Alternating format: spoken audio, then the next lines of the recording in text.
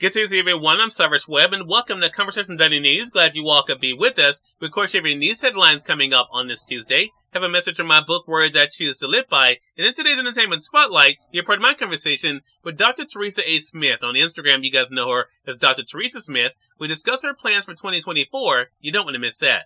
Enjoy today's broadcast. For Conversation Daily News, I'm Cyrus Webb with your Tuesday headlines. In national news, student loan forgiveness, $5 billion in student debt canceled for 74,000 borrowers.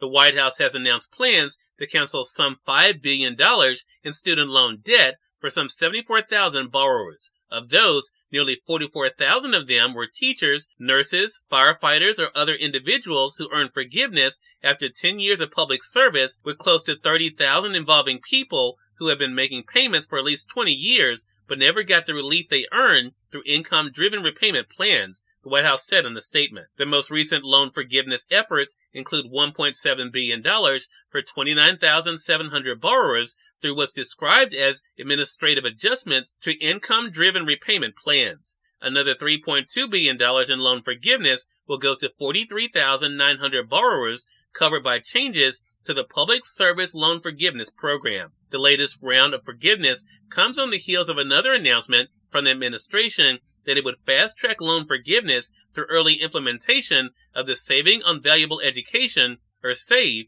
plan for those who originally took out $12,000 or less for college.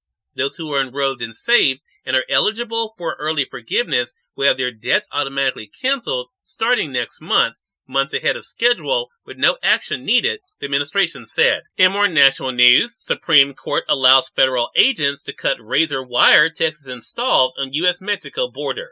A divided Supreme Court on Monday allowed Border Patrol agents to cut razor wire that Texas installed on the U.S.-Mexico border while lawsuit over the wire continues. The justices, by a 5-4 vote, granted an emergency appeal from the Biden administration, which has been in an escalating standoff at the border with Texas and had objected to an appellate ruling in favor of the state. The wire along roughly 30 miles of the Rio Grande near the border city of Eagle Pass is part of Texas Governor Greg Abbott's broader fight with the administration over immigration enforcement.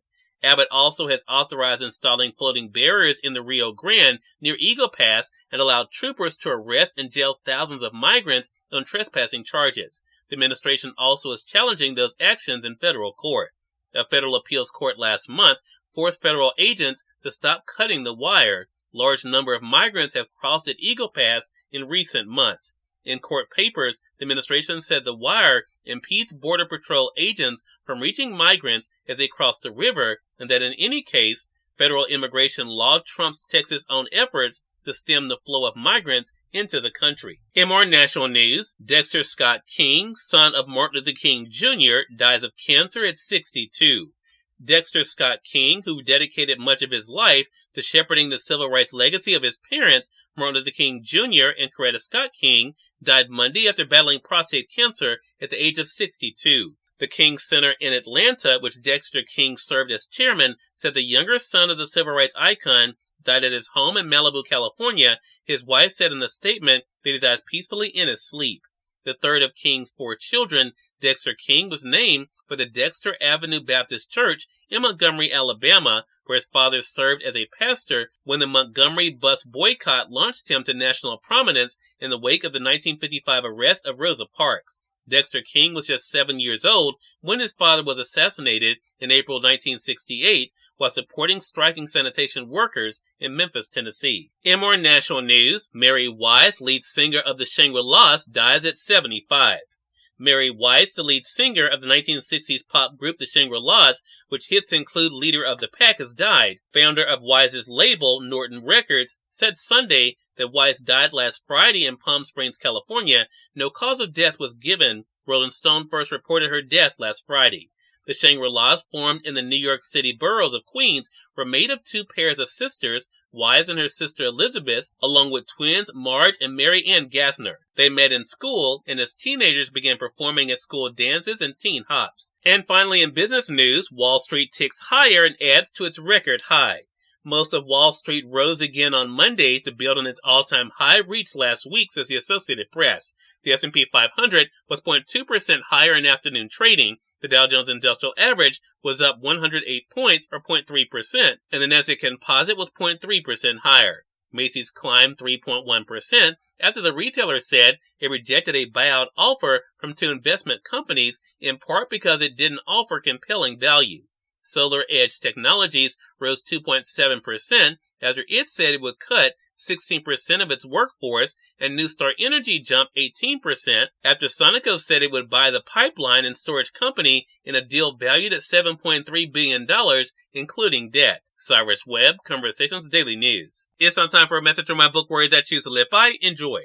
Good Tuesday, everyone, and welcome to Words I Choose to Live By. Looking for a reason to smile today?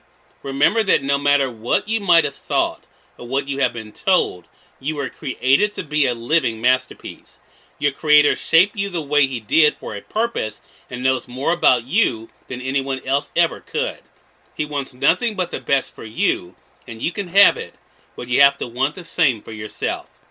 Have a great Tuesday. We are part of my conversation coming up with Dr. Teresa A. Smith in today's Entertainment Spotlight. Stay with us. You're listening to Conversation Daily News. For Conversation Daily News, I'm Cyrus Webb with the Entertainment Spotlight. Dr. Teresa A. Smith, or Dr. Tues, rejoined me on Conversations Live, the radio show, to talk about her plans for 2024. Here's a bit of our conversation. Dr. Tues, always a pleasure speaking with you. Thanks again for the time. Thank you so much, Cyrus, for having me. Hey, look, the pleasure's definitely all mine. So, if you can believe it, Dr. Tues, by the time our audience is hearing this conversation, either for the radio side here in Mississippi or online through the podcast, we are literally over halfway through the first month of 2024. First of all, I want to talk to you about your 2024. What has it been like for you to kind of settle into this year and think about your goals for this year? Cyrus, I am so excited. And like you said, we're almost halfway through the month, and I'm realizing just how quickly things are moving. So I've got several projects, and I'm massaging them every day. And it's like, which way does she go? Because it's so much happening, and it's happening quickly. But I'm very excited about everything. Yeah. I want to talk about that because what you just said can be exciting. It can also be nerve-wracking, Tues. And for our audience out there, and you're a perfect person for us to talk to about this for our audience perspective, because a lot of them may be feeling overwhelmed already in 2024 because things are moving so fast. How do you make the decision on how you prioritize? Because I think for a lot of people out there, they have a lot of irons in the fire. They have a lot of things they want to do. It may be hard for them to decide in what order to do it or how to get it done. How does Tues go about approaching that? Well, Cyrus, I am an organizer, so I organize everything. And I'll be honest, I was trying to do too many things normally. And so I scaled it down to what am I going to accomplish that week? What am I going to accomplish in that particular month? And I'm taking everything on a quarter basis now.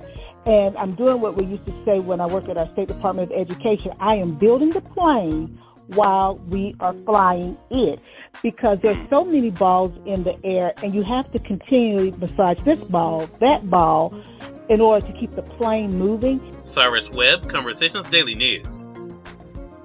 We thank you all for tuning in to this edition of Conversations Daily News. But back on tomorrow, more news, message from my book, Words I Choose to Live By, and of course, your Entertainment Spotlight.